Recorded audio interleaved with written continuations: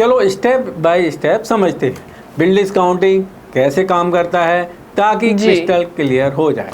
सबसे पहले invoice generate हुआ, सेलर जैसे हमारे रमेश भाई ने माल डिलीवर किया और 50 लाख का इनवॉइस खरीदार महामॉल को दिया। पेमेंट टर्म थे 60 दिन के।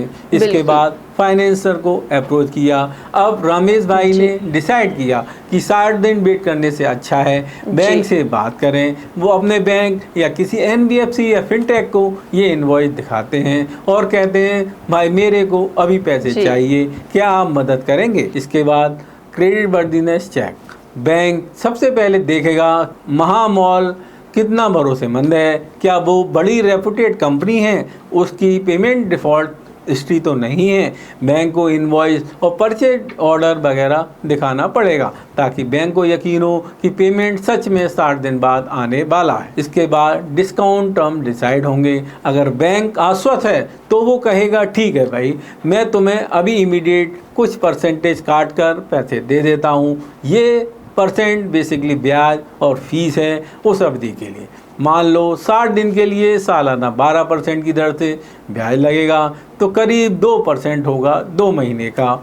इसके बाद इमीडिएट पेमेंट, बैंक तुरंत या कुछ दिन के अंदर रमेश भाई के अकाउंट में पैसा डाल देगा। इनवॉइस का अमाउंट -2% अप्रॉक्सीमेटली, यानी 50 लाख के इनवॉइस पर शायद करीब 49 लाख अभी मिल जाएंगे, 1 लाख काट कर जो कि फीस है। इसके बाद बायर पे लेटर, जब 60 दिन पूरे हो जाएंगे तो महामॉल को जो ओरिजिनल 50 लाख देना था वो अब बैंक को दे देगा।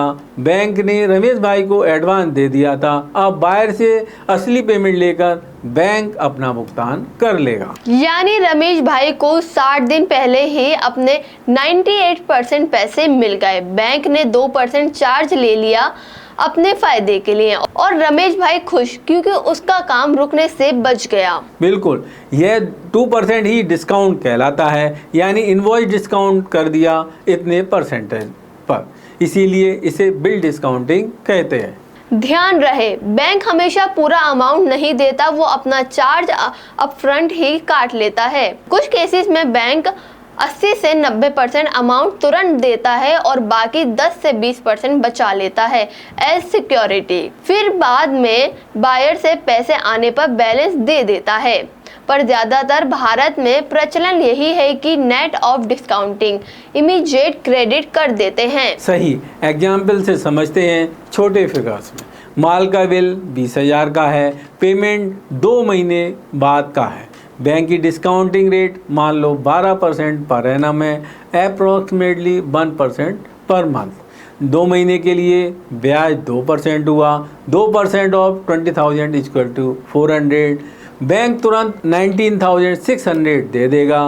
400 रुपये अपनी फीस रखेगा। 2 महीने बाद बायर से 20,000 रुपये लेकर बैंक का काम पूरा हो जाएगा।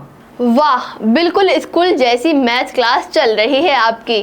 But it's make sense. 400 देने से प्रॉब्लम सॉल्व हो जाए तो किसी को बुरा नहीं लगेगा। उसी तरह 50 लाख पे 2% निकाला तो करीब 1 लाख रुपए हुआ फीस और 49 लाख मिल गए तुरंत। और अगर बायर 3 महीने बाद पैसे देता, मतलब 90 दिन का क्रेडिट होता, तो फी 3% होती। समझ गए? अब अपने रमेश भाई की कहानी पे लौटते हैं। जहाँ थे वहाँ से आगे बढ़ाते हैं। रमेश भाई ने तय किया कि वो बैंक से बात करेंगे। मान लो उनका खाता फरीदाबाद बैंक में है, वो बैंक मैनेजर से मिले। सर, हमारे 50 लाख के पेमेंट 2 महीने बाद ड्यू हैं। अगर अभी पैसे का जुगाड़ हो जाता तो बढ़िया होता, कोई उपाय है? आप अपना इनवॉइस और महामॉल की डिटेल दीजिए, हम देखते हैं। बैंक मैनेजर ने इनवॉइस और परचेज ऑर्डर, डिलीवरी प्रूफ वगैरह देखा कि महामॉल एक बड़ी कंपनी है, काफी समय से मार्केट में है, उनका पास्ट रिकॉर्ड ठीक है।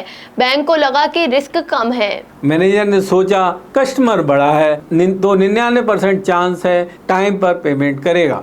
रमेश भाई भी उनका भरोसेमंद क्लाइंट है तो फरीदाबाद बैंक ने हाँ कर दी। मैनेजर ने कहा, दिखाइए रमेश भाई, हम आपका 50 लाख का बिल डिस्काउंटिंग कर सकते हैं। हमारे बैंक का डिस्काउंट रेट अभी 1.5% पर मंथ है। 60 दिन के लिए रफली 3% के आसपास चार्ज बन जाएगा। रमेश भाई ने कहा, जी सर, 3% मतलब 1.5 लाख रुपए करीब फीस होगी। बैंक मैनेजर ने कहा कि जी, हम तो अभी आपके अमाउंट में 48.5 लाख जमा कर देंगे। 60 दिन बाद आपका बायर हमें 50 लाख दे देगा। ये रहा आपका सैंक्शन लेटर और एग्रीमेंट। बैंक मैनेजर ने रमेश भाई से 2 डॉक्यूमेंट्स पे साइन करवाए। एक bill of exchange type document जिसमें रमेश भाई ये मानते हैं कि पेमेंट बैंक को मिलेगा, और एक अंडरटेकिंग कि अगर बायर ने पे नहीं किया तो अल्टीमेटली रमेश भाई जिम्मेदार होंगे। सब फॉर्मेलिटीज पूरी की। 2 दिन के अंदर रमेश भाई के खाते में 48,50,000 रुपए आ गए। उन्होंने चैन की सांस ली। अब वो इमीडिएट अपने मजदूरों की सैलरी, सप्लायर के पेमेंट इत्यादि कर पाएंगे और अगले ऑर्डर के लिए कपड़ा खरीदने का काम शुरू कर पाएंगे। हैप्पी एंडिंग अभी पूरी तरह नहीं, आगे देखो। लेकिन फिलहाल रमेश भाई के चेहरे पर मुस्कान आ गई। जिसे 60 दिन बाद मिलना था, उसका अधिकांश पैसा अभी मिल गया।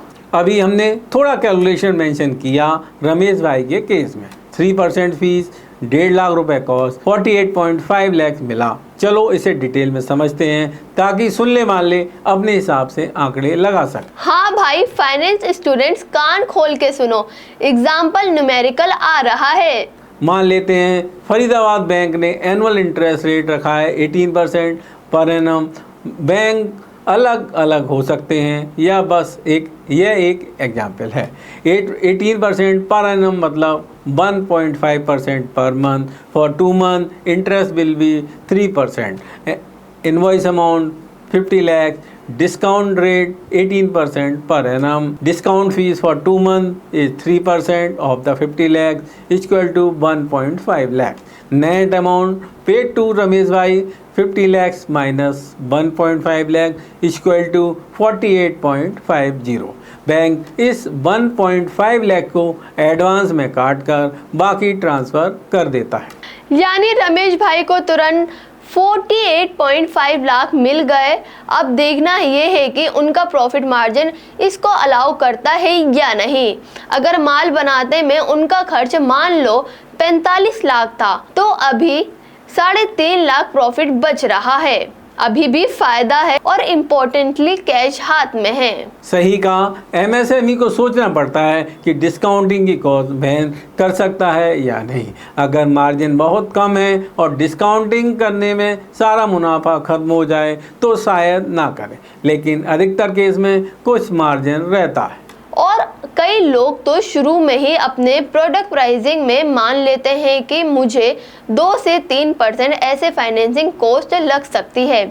वो कॉस्ट अपने बायर से थोड़ा हायर प्राइस लेकर एडजस्ट कर लेते हैं। यह भी एक टेक्निक है। खैर, अब रमेश भाई को पैसे मिल गए, उन्होंने अपना काम निकाल लिया। 60 दिन बाद महामॉल ने बैंक को 50 लाख चुका दिए ऑन ड्यू डेट, जैसे आमतौर पर होता है ट्रांजैक्शन खत्म। रमेश भाई के लिए तो 60 दिन पहले ही चैप्टर क्लोज हो गया था partially. Wow, sounds like magic. बस जादू की छड़ी घुमाई और पैसा प्रकट।